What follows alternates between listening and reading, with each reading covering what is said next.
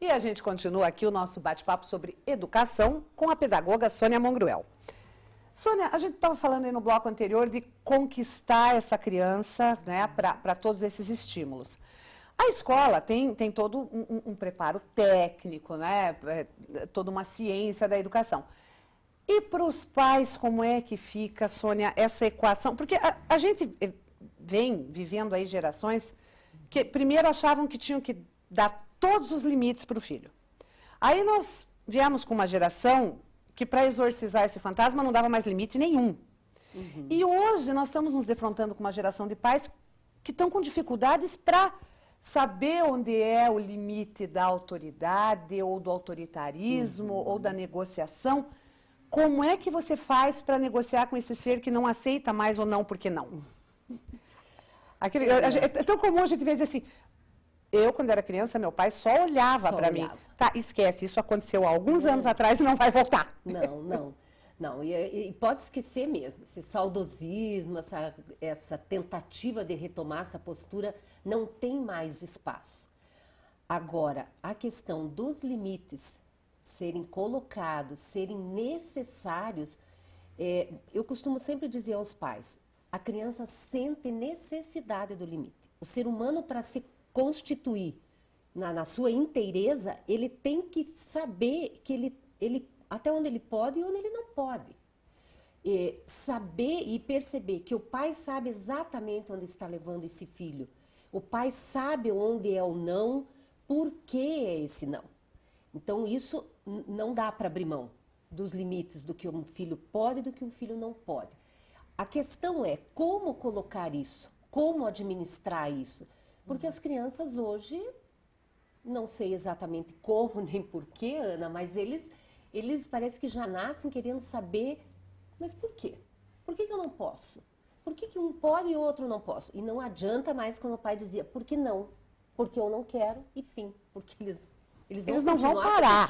Eles não vão parar, não adianta. Parar. Mas a criança precisa saber que existe uma autoridade, sim, que é do pai, que é da mãe, que é do mais velho, da moça que cuida dele em casa, é do professor, é do porteiro, é da pessoa da secretaria. Tem alguém que sabe por que está dizendo não, que na realidade é por cuidar dele, para preservar a sua vida, cuidar dele, afinal.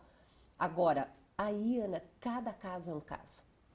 Você tem aquela criança mais concordata, que aceita melhor as explicações, ou até mesmo um simples não do pai. Então, é um jeito de você lidar com ele. Tem aquele que é mais questionador, e as crianças têm muita informação. E eles querem questionar mesmo, eles querem saber porquê das coisas. Você explica, mas mantém a tua postura.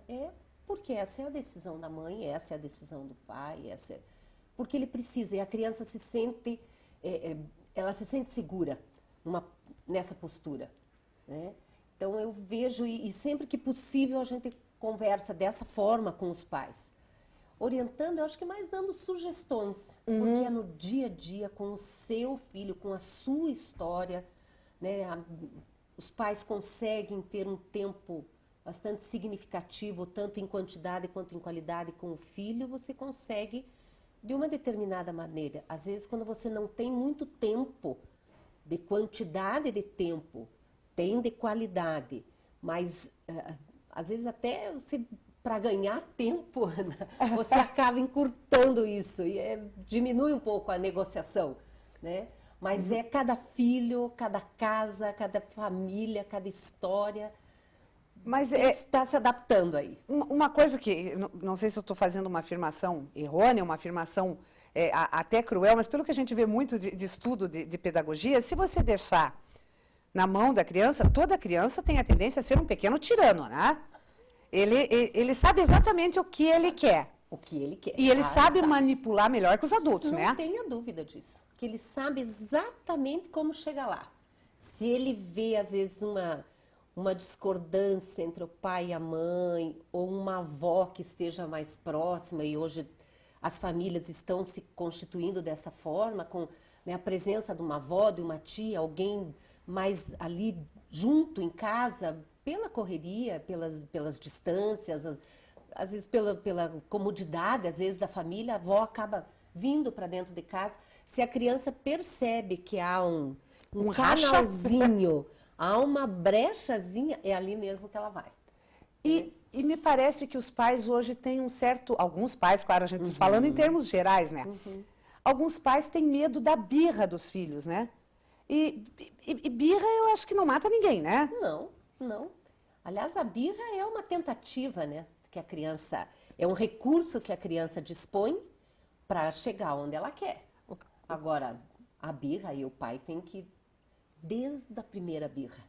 Porque o que é importante, Ana? A criança perceber desde sempre a postura do pai e da mãe. Ela vai tentar, todas as vezes que ela tiver necessidade de birra, da teima, do choro, dos bicos, como eu falo, ao bico. Ao bico, avançar limites, né? Ela vai tentar quebrar os limites, né? Mas se o pai e a mãe têm muito claro onde eles querem chegar, qual é a postura deles enquanto educadores, formadores daquela criança que é responsabilidade deles, a criança sabe até onde ela pode ir. Ela reconhece essa autoridade. E, Sônia, com todos esses avanços, com todas essas mudanças, você que tem a experiência de ver, porque a criança em casa é o rei, na escola ele é mais um, né? Ainda vale aquela máxima antiga de que é melhor que os pais ensinem do que a vida ensine? Ah, sem dúvida. Acho que o pai ensinar em casa, ele vai aprender com a vida. É outra questão muito importante. Nós não podemos preparar a vida para os nossos filhos. Porque nós não vamos conseguir. Nós temos que prepará-los para a vida. Então, isso dele aprender em casa, dele ser educado em casa e do pai poder mostrar para ele os caminhos mais fáceis, os melhores, os mais corretos, é em casa mesmo.